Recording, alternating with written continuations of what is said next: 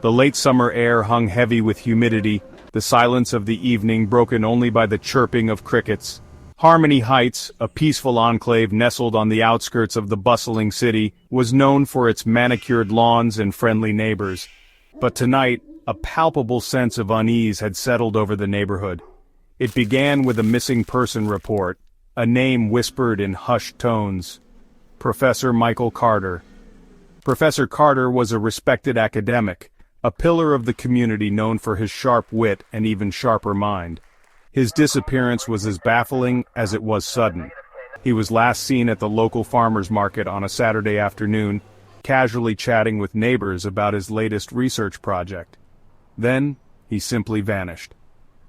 The police arrived at the Carter residence, a two-story colonial with an impeccably maintained rose garden. The front door was unlocked, an unsettling detail in the otherwise pristine setting. Inside, the house was eerily silent. Professor Carter's morning coffee sat half-finished on the kitchen counter, the newspaper splayed open on the table as if frozen in time. The investigation began in Professor Carter's study, a room filled with the comforting scent of old books and pipe tobacco. Papers were neatly stacked on the large oak desk, and a half-written equation adorned the chalkboard that spanned an entire wall. It was as if the professor had simply stepped away for a moment, leaving his work behind. Detectives combed through the study, carefully examining every document, every artifact for any clue to Professor Carter's whereabouts. They dusted for fingerprints, analyzed handwriting samples, and even searched for hidden compartments, but their efforts yielded no answers. The silence of the study was deafening, a testament to the mystery that had unfolded within its walls. One detail stood out to the investigators. A small antique compass was found on the desk, its needle spinning erratically. It was an odd item to find in the study of a renowned historian, and its presence only deepened the enigma surrounding Professor Carter's disappearance. What could have caused the compass to behave so strangely? Was it a clue, a red herring, or simply a coincidence?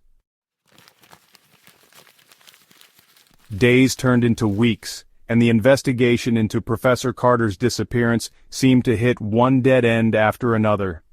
The police interviewed countless neighbors, colleagues, and acquaintances, but no one could shed light on his whereabouts. Surveillance footage from the neighborhood yielded no leads, showing only glimpses of Professor Carter's final hours, before he seemingly vanished into thin air.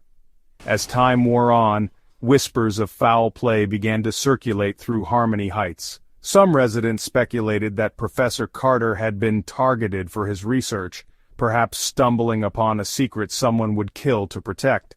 Others whispered of a clandestine affair, a jealous lover seeking revenge. Theories both plausible and outlandish filled the void left by the professor's absence. A breakthrough seemed to come when police received an anonymous tip. A shadowy figure was seen leaving Professor Carter's house the night of his disappearance, carrying a large duffel bag. The figure was never clearly identified, but the witness described a tall, imposing silhouette shrouded in darkness. Could this be the key to unraveling the mystery, or was it another dead end? Section 4. Shadows and Speculation. The police pursued every lead, no matter how tenuous. They investigated Professor Carter's financial records, searching for any irregularities that might suggest foul play. They delved into his academic research, hoping to find a connection to his disappearance. But each avenue of investigation only led to more questions, further deepening the mystery. The case captured the attention of the media, and soon, Harmony Heights was swarming with reporters eager for any scrap of information. The pressure mounted on the police to solve the case, to bring closure to Professor Carter's family and friends.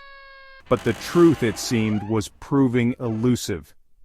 Theories continued to swirl around Professor Carter's disappearance.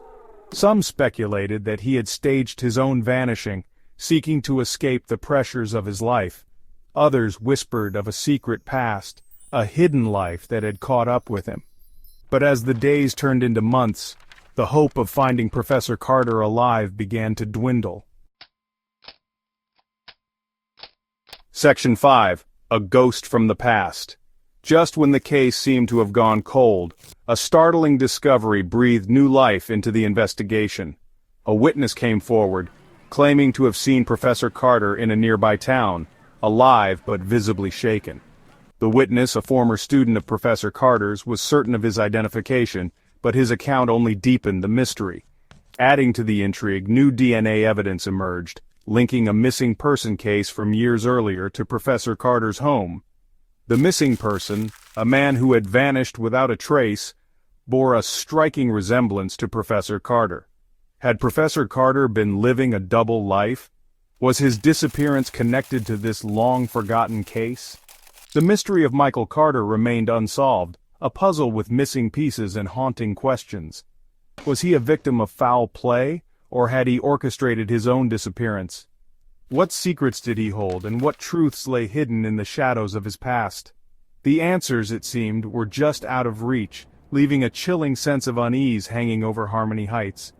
The case remains open, a constant reminder that even in the most peaceful of places, darkness can lurk just beneath the surface.